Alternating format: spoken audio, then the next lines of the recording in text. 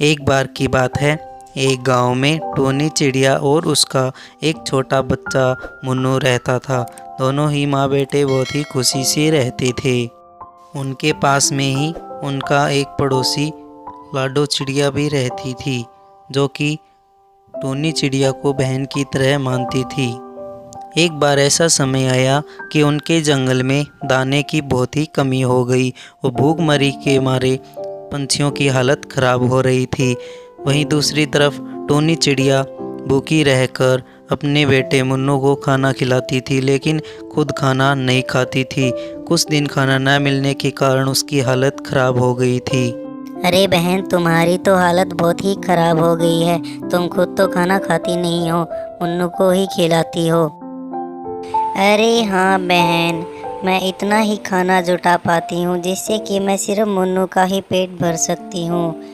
अब मैं करूँ भी तो क्या करूँ, तुम ही बताओ। और अब तो हमारे जंगल में भी खाना ख़त्म हो चुका है, इसलिए आज मुझे खाना लेने दूसरे जंगल में जाना पड़ेगा। ठीक है बहन, तुम चिंता मत करो, मुझे भी खाना लेने जाना है। मैं मुन्नू का ध्यान रखूँगी। इतना कहकर लाडो चिड़िया वहाँ से चली जाती है। अरे मुन्नू बेटा, मैं तुम्हारे लिए खाना लेने दूसरे जंगल में जा रही हूँ, तुम अपना ध्यान रखना।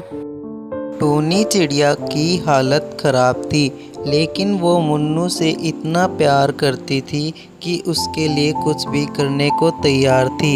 इसलिए वह दूसरे जंगल में खाना लेने के लिए चली जाती है और मुन्नू वहीं पर बैठा रहता है, क्योंकि मुन्नू अभी समझदार नहीं था। टोनी चिड़िया अपने बुरी हालात में उड़ती हुई जा रही थी।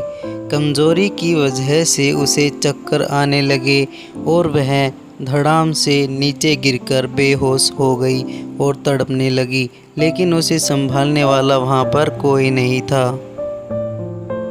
उसी जंगल में एक पेड़ के अंदर प्यारा सा घर था।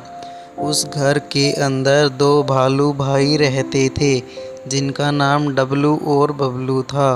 वे दोनों बहुत ही शरारती थे, लेकिन बबलू बड़ा होने के साथ साथ समझदार भी था। दोनों ही भाई इस घर में एक दूसरे की हेल्प करते थे, क्योंकि उनकी माँ गुजर चुकी थी। अब वो दोनों अकेले ही ज़िंदगी बिता रहे थे। डब्लू छोटा था और बबलू बड़ा था, इसलिए बबलू हमेशा डब्लू की ख्वाहिश पूरी करता था। बबलू हमेशा खेलने में लगा रहता था, लेकिन डब्लू उसे कुछ नहीं कहता था, क्योंकि वो अभी छोटा था। अरे बबलू भाई, मैंने सभी काम कर दिए हैं, अब मुझे जाने दो, मुझे अभी खेलने जाना है। ठीक है मेरे प्यारे डब्लू, तुम खेलने जा सकते हो, लेकिन हाँ, घर पर जल्दी आना, मैं तुम्हारे लिए खाना बनाकर तैयार रखूँगा। ठीक है भाई, मैं जल्दी ही वापस आता हूँ। डब्लू बटरफ्लाई के साथ में खेलता हुआ जंगल में जाता है और वह अपनी ही मस्ती में मगन था।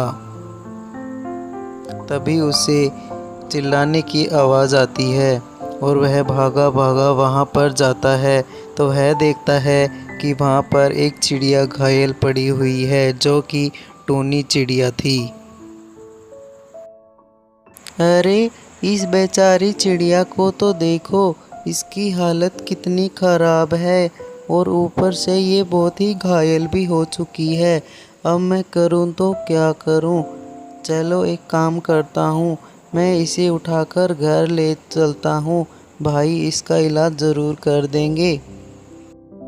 अरे छोटी चिड़िया, तुम चिंता मत करो, मैं तुम्हें ठीक ज़रूर कर दूँगा, चलो मेरे साथ। इतना कहते ही डब्लू चिड़िया को उठाता है और अपने घर के लिए रवाना हो जाता है।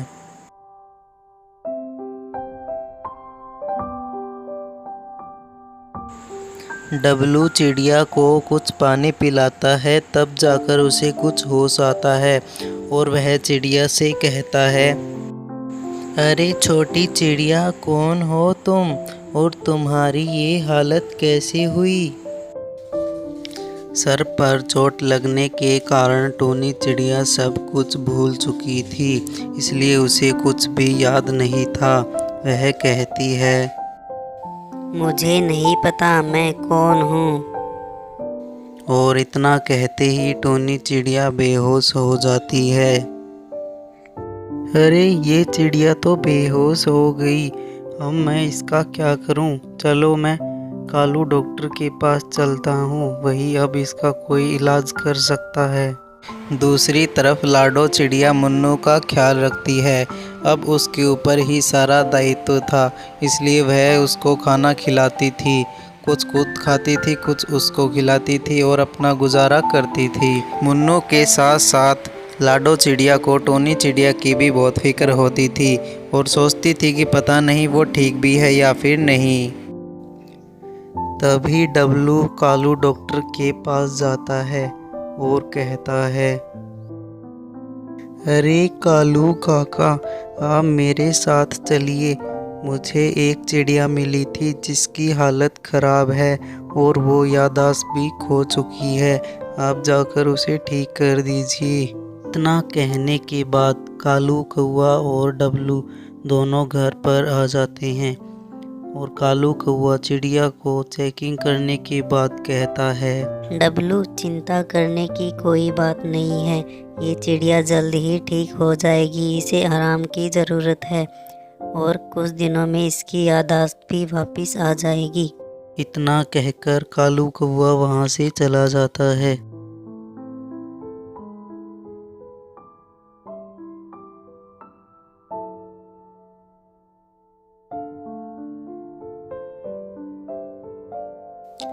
एक दिन ऐसी सुबह आती है जब टोनी चिड़िया बिल्कुल ही ठीक हो जाती है और उसकी याददाश्त भी आ जाती है।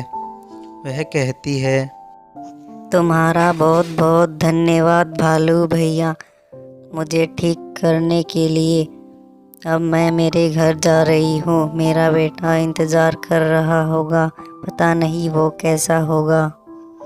टोनी चिड़िया भालू को सारी बात बताती है कि किस तरह से उनके जंगल में दाना कम हुआ था और किस लिए वो यहाँ आई थी। ठीक है नन्ही चिड़िया, तुम जा सकती हो, लेकिन आते जाते रहना।